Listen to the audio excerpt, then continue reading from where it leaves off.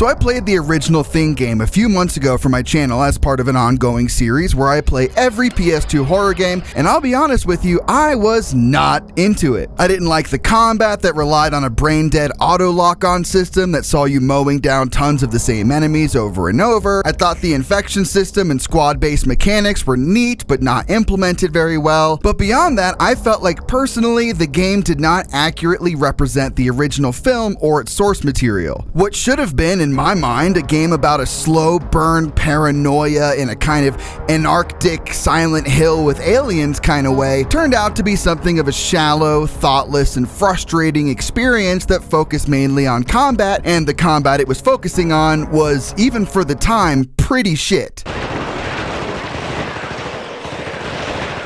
So when it was revealed that port and remaster powerhouse Nightdive would be helming a remaster, I was a bit let down, as I felt like while a remaster could be cool, I worried that what made this game originally so bland wouldn't really be able to be fixed with a fresh coat of paint. But man, I wanted to believe, because as critical as I was in my last couple videos on the game, Nightdive has made some of the best remasters a niche old school gamer could ever ask for. In the time between the announcement of the Thing remaster and its release, I went through and got intimately familiar with Nightdive's work. I played the Killing Time remaster, Blood, Power Slave Exhumed, the Doom 1 and 2 revamp, all of which are tremendous. It's clear that this is a team that cares deeply not only about niche games, otherwise destined for eternal obscurity, but also about making them as up-to-date and accessible as possible without watering down the original vision and without them making it feel modern, whatever that means to you. So how did they do?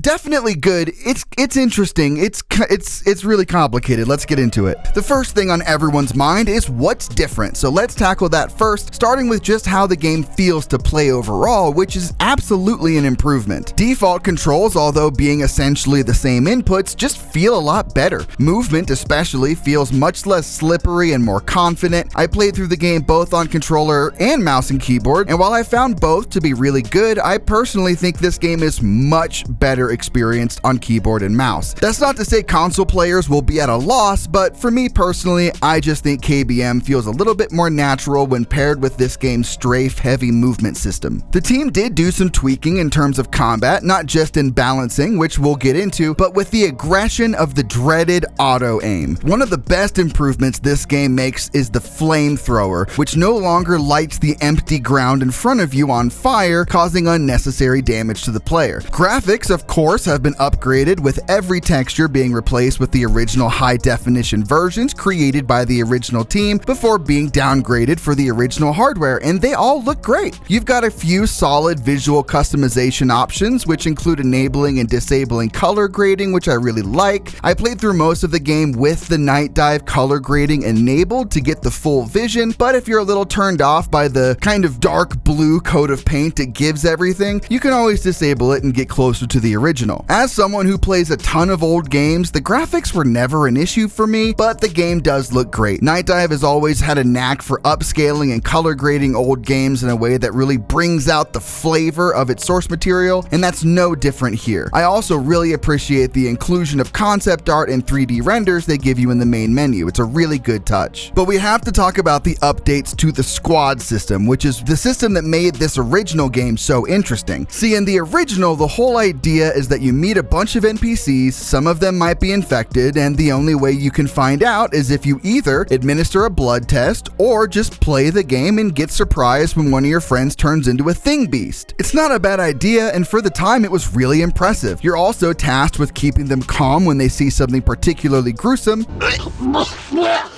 which you can do by giving them ammo, a new weapon, an adrenaline shot, etc. Most of them start out distrustful of you, which is a neat way to implement the paranoia of its source material, even if in this game it feels a little unearned and rushed. Unfortunately, the original game is often criticized for the squad and infection system being a cool idea that didn't really work out all that well due to the infections being scripted, thus making your blood tests and efforts pointless. Now, I've read that the team has updated these mechanics, and I believe them. I'm sure there are numerous tweaks to this system that make it a little bit more dynamic, but as someone who's pretty familiar with the original, I did not notice. They still become scared and then no longer scared within seconds for no reason. We're gonna die here.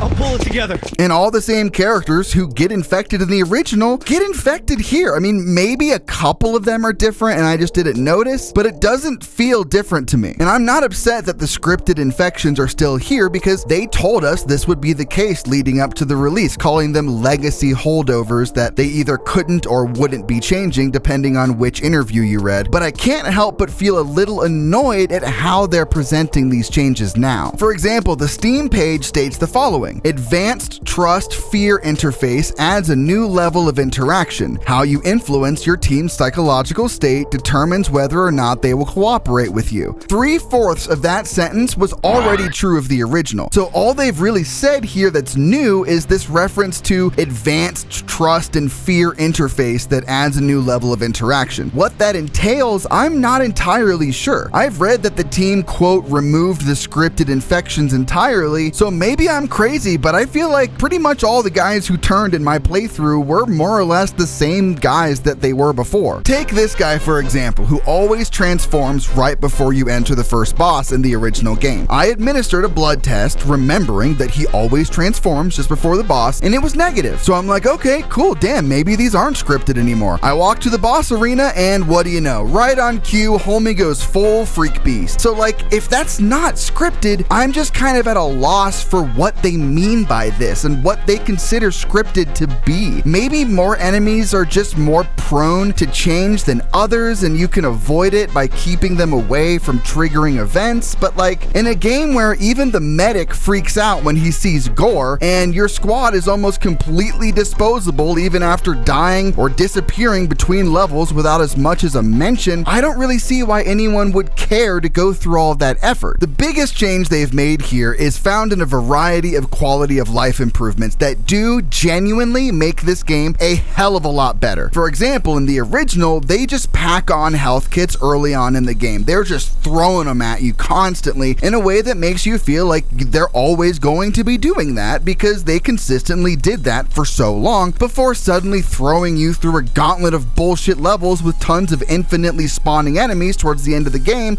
and providing you little to no healing items at all. So this is a huge plus. We have way more healing items, an improved autosave system, rebalanced damage. All of this stuff makes for a much better game overall, and I absolutely noticed. While some say it's a little too easy now, even on harder difficulties, I don't know, man. I feel like this game's still got some pretty good bite to it every now and again. They've also kind of changed the grenade system a little bit because the grenade used to just be able to blow up in your hands really easily, but now you still just drop the fucking grenade directly in front of your feet instead of actually throwing them. You don't throw grenades in this game. They just kind of fall out of your pocket seemingly. So they're pretty much just as useless as always and marginally less dangerous to your own life. The bosses are way more fair, but still just as mindless. But hey, one of them has a new mechanic, infinitely respawning enemies that continue respawning even after the enemy dies. Yeah, baby! That's what I've been waiting for. And they're not even new enemies. They're the same enemies we've killed like 1,000 of already, and will definitely kill 10,000 more of by the end of the game. One change I really liked is how they've rebalanced the armory section. This was always a level I thought was cool from a design perspective. Like on paper, this is really cool. You're stripped away from all of your weapons, you're surrounded with enemies, and you have to lure the enemies into rooms and then lock the doors behind them. And then as you progress through the level, you may have to make them change rooms to accomplish certain objectives, etc. It's really cool. I always thought this was super clever, but the implementation was horrible. It's fucking horrible in the original game. The enemies did way too much damage. The little scuttler enemies would just needle you over and over again, doing way too much damage, and it was a really shit experience.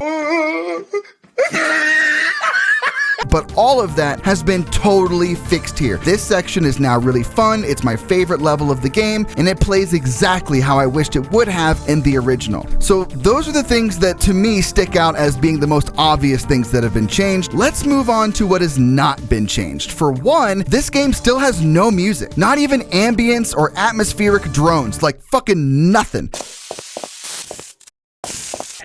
I'm hurt, bad. I understand not having music in sections where you're just walking around and exploring or whatever, but we don't get them during hectic action sequences either. A room is filling up with gas. I'm on a timer. I'm about to suffocate to death. Stuff is blowing up everywhere. Enemies are breaking through every fucking orifice. We're reaching the climax. All of this is happening and...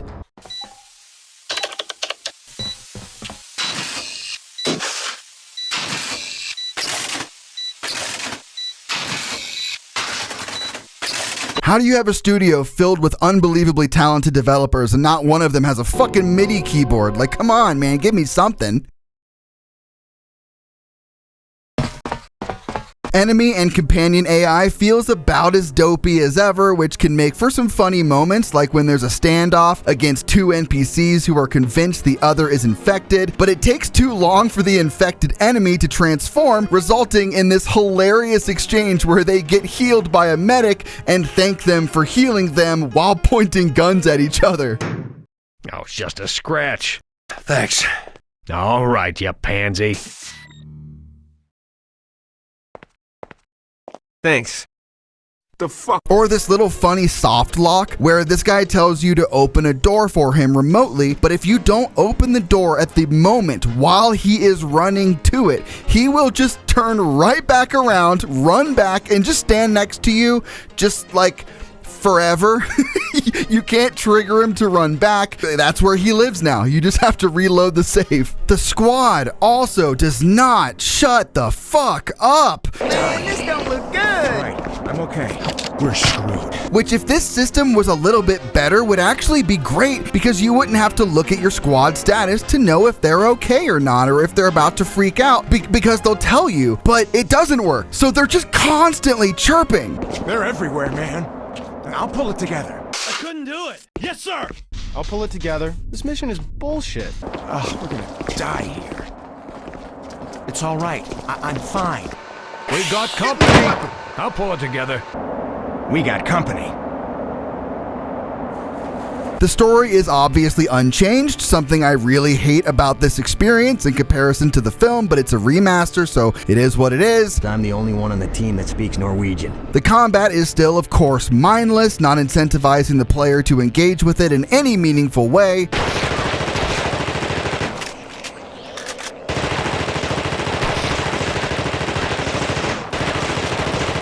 You can still take random damage when entering a boss fight.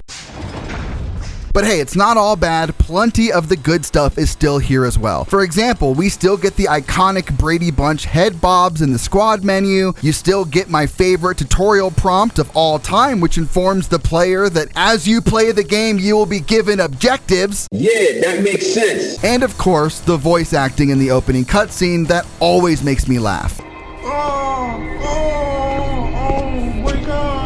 I didn't expect them to get rid of the jank because they're using the same engine. This is a remaster. It's not jank that I really find that charming. Some of it is. The medic healing the guys pointing guns at each other is very funny. That's very charming. I like that. All right, you pansy. But for the most part, I just don't feel like this game has enough personality to make the jank charming. I just think it's really mid. Like the jank in Fallout games is charming and fun because the game worlds are so incredible and the characters are so memorable, and this game's bones are just boring. I don't think it's a very good game. Nightdive are without a doubt one of my favorite studios. They do amazing work. They are fighting every day to uplift games long forgotten, and not only do I want them to succeed, I want more studios like them. If publishers don't want to give players a way to access their games, we need studios like this to pick up the bag and keep these games alive, even if some of them aren't exactly all that good. I would maybe choose to remaster the ones that aren't very good later, but that's just me. I don't like this game, but I don't blame Nightdive. I really don't. I'm a bit confused on some of their framing regarding what exactly exactly has been changed, but everything I dislike about this remaster is shit that I hated about the original, and I really like a lot of the things that I can tell have been changed and upgraded. Like, I personally feel like Nightdive has taken a kind of shit game and made it a mediocre game, but I can't really blame them for that. If this team's core vision is one of bringing forth the original charm of old games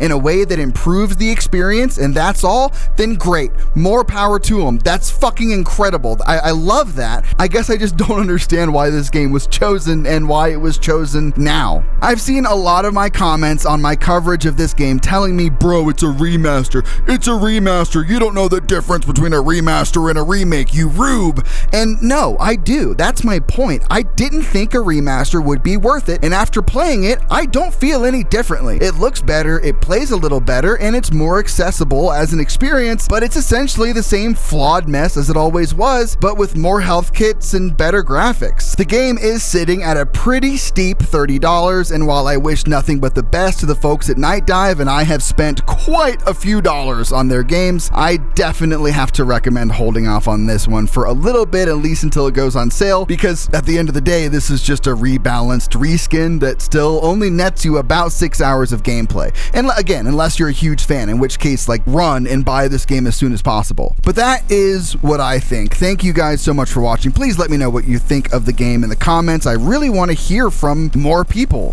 what you guys think. You know, it seems like it's still very positive on Steam, and I feel kind of crazy, and that's okay. Maybe I am, and everybody loves this, and that's awesome. Good for you guys. I'm really fucking stoked that you got a new remaster that you can enjoy. Remember, I am playing through and reviewing every PS2 horror game right on this channel, as well as plenty of other retro content like my video covering PS2 Souls-likes. So if that sounds good to you, please leave a like and subscribe. Shout out to Patreon subscribers Baron, Mr. Nobody, and Hot Antonio, as well as YouTube channel members Baron and Racoon Peddlar. Thank you all so much, and I'll smell you later. Where's the Heretic remaster? You guys remastered fucking PO'd before you remastered Heretic? What is going on? And then of all the incredible survival horror games that are completely dead and way too expensive and being taken advantage of by scalpers, The Thing is the game. That's the one.